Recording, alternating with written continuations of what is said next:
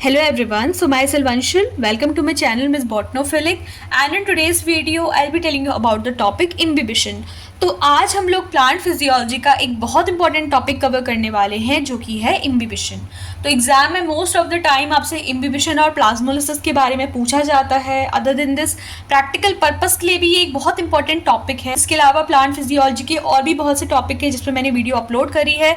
अगर आपको पढ़ना है तो आप प्लांट फिजियोलॉजी प्लेलिस्ट से पढ़ सकते हैं। ओके तो आज का जो टॉपिक है इम्बिबिशन, इसके बारे में इतना कोई डिटेल नोट हमें वैसे देखने को नहीं मिलता है, बट बहुत कॉमन सा एक फिनोमेना है जो कि डेली लाइफ में हमें देखने को मिलता है। ओके अगर मैं आपको सिंपल लैंग्वेज पे एक फिनोमेना इसका समझाऊं तो आपने देखा होगा कि अगर आप ओवरनाइट सोक कर देते हो ग्राम सीड्स को या ड्राई सीड्स होती है तो टिल मॉर्निंग कुछ टाइम बाद क्या होता है देखने को मिलता है कि जो सीड्स हैं वो स्वेल कर चुकी हैं। सबसे पहले जो इम्बिबिशन का पहला स्टेप आप लिखोगे वो ये है कि इसको हम बोलते हैं surface absorption.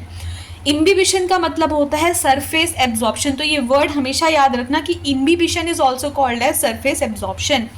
After this, let's talk about the definition. The phenomena of absorption of water or any other liquid by solid particle of a substance. किसी भी सब्सटेंस के सॉलिड पार्टिकल के थ्रू जब वाटर का एब्जॉर्प्शन होता है तो उसको हम बोलते हैं इम्बिबिशन। अब हम पढ़ लेते हैं कि इम्बिबिशन के क्या क्या कैरेक्टरिस्टिक्स होते हैं। So first characteristic is that here water molecule are tightly absorbed and they become immobilise. तो यहाँ पे जो वाटर मॉलिक्यूल होते हैं ना वो टाइटली एब्जॉर्ब्ड हो जाते हैं। सेकेंड इंपॉर्टेंट कैरेक्टरिस्टिक्स होता है it occur according to concentration gradient, मतलब कि हाई से लो कंसंट्रेशन की तरफ हमारा यहाँ पे वाटर मॉलिक्यूल मूव करेगा।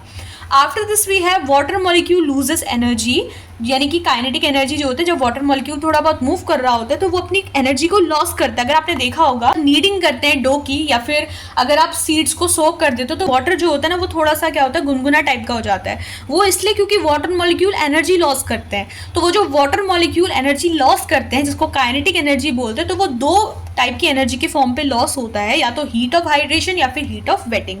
दोनों का मतलब एक ही है।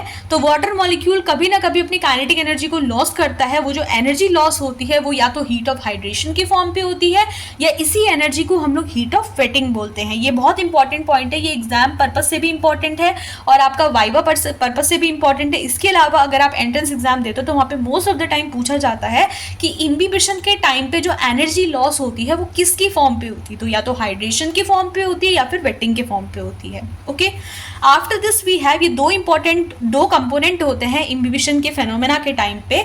एक होता है इम्बाइबेट और एक होता है हमारा इम्बाइबेंट।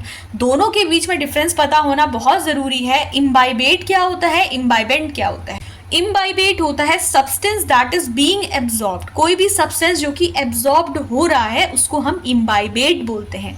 इम्बाइबेंट होता है द सब्सटेंस दैट इम्बाइब्स वाटर और लिक्विड, जो कि चीज़ों को एब्जॉर्ब करता है। बहुत सिंपल सा एग्जांपल देती हूँ, जैसे मैंने ड्राई सीड और वाटर बोला, तो ड्राई सीड्स क्या कर रहे हैं, वाटर को एब्जॉर्ब कर रहे हैं ना।